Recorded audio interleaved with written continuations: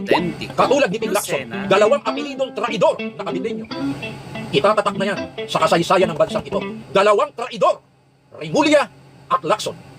Mga taong dating nagtitiwala sa inyo, na ngayon ay sinira nyo ang pagtitiwala. Magandang araw sa mga taga Cavite na sumusubaybay sa atin.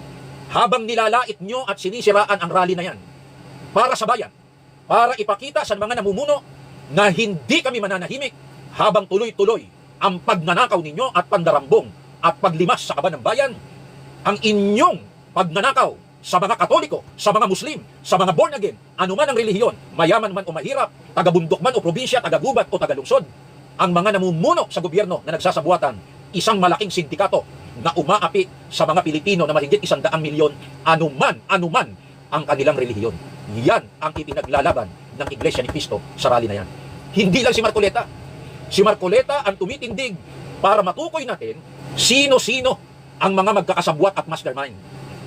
Sa bilyon-bilyon, sabi ni Ping Lacson na pinagtatakpan niya, trilyon, 2022, 2023, 2024, 2025, mas pinakindi, 2026. Tuloy-tuloy po ang pagnanakaw sa kaban ng bayan. Kaya sa dambana ng interes ng bayan, napakaliit na abala ang trapiko para yan ay ialay mo. Ang kalayaan ng taong bayan na magpahayag ng payapa. Payapa naman yan eh. Bakit naging magulo yan? Eh kasi may mga nanggugulo eh. Yung nahuli kahapon ng mga pulis na yun na namato, hindi yun miyembro ng iglesia. Sinabi mismo yan ng isang kapitan ng pulis. Pumasok doon, binato ang mga pulis. Walang iglesyang namamato ng pulis. Kaya tingnan nyo kagabi, mga pulis, pakuya-kuya-kuy lamang eh. Habang may concert doon, may mga dumarating na nagko-concert eh, nung gabi eh. Nanonood din yung mga pulis eh. Nakikipagkainan doon sa mga nagrarally. Ibang-iba ang rally ng iglesia.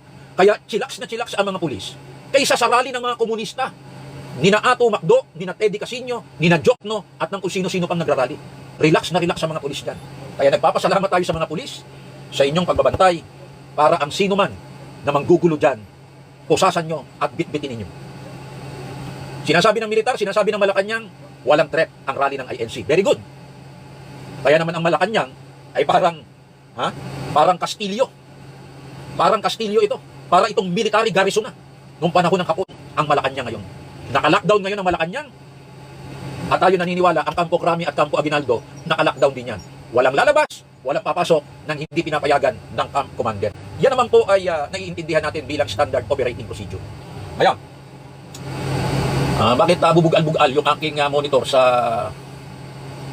aking programa? Bakit bubugal-bugal dyan? Legal ba? Ulit ang tanong. Legal ba ang rally na ginagawa ng iglesia?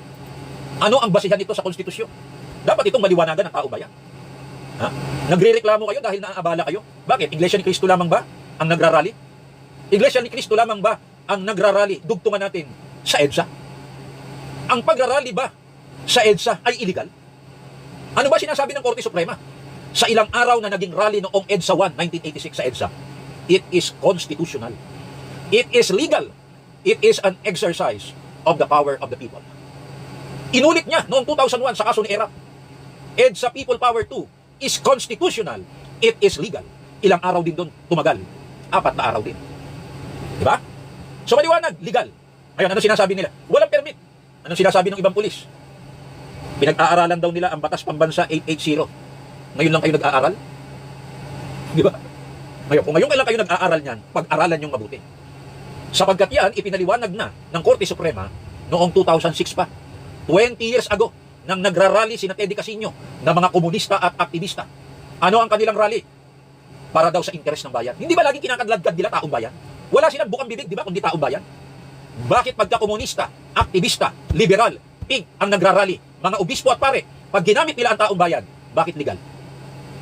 Itong ginagawa ng iglesia para di sa bayan eh. Bakit sasabihin illegal? Nagrarally din sila sa iba't ibang kalsada eh. Pati sa EDSA eh. Bakit pag iglesia illegal? Huwag kayong double standard. Diba? Dahil ba kayo komunista? Dahil ba kayo dilawan? Dahil ba kayo ay pink? Dahil ba kayo ay katoliko? Kailan naging nakatitulo ang EDSA sa mga katoliko o komunista? Maglabas nga kayo ng titulo? Kayo lang ba ang nagpagawa ng kalsadang yan? Diba? Kaya sinasabi natin sa PNP, pag-aralan nyo mabuti ng legal department nyo. At para magabayan kayo, basahin nyo ang bayan, samahan ng mga komunista na aktivista versus Ermita dating Executive Secretary, naging Chief of Staff ng Armed Forces of the Philippines. Pinipigilan niya yung mga komunista na yan na rally-rally. Ginagamit din nila noon ang Batas Pambansa 880. Pero anong sabi ng Korte Suprema? Balansehin nyo. Hindi ginawa ang batas na yan para durugin ang konstitusyon. Ang batas na yan para ayusin lang ang rally. Hindi para ipagbawal. Ganyan kasimple ang batas na yan. Ipinaliwanag ng Korte Suprema yan. Diba? Kaya yung mga patay gutom, yung mga bugok na binabayaran ng mga politiko, na mga nanlimas at nandambong ng mga mali-malitang bilyones ng 100 milyong Pilipino mahigit, ng mga OFWs, ng karaniwang nagtatrabaho ng parehas, na ang buwis ay pinagsasamantalahan ng mga mandarambong at nagbabayad sila sa media at social media para manira ng manira sa rallying yan at sa iglesia.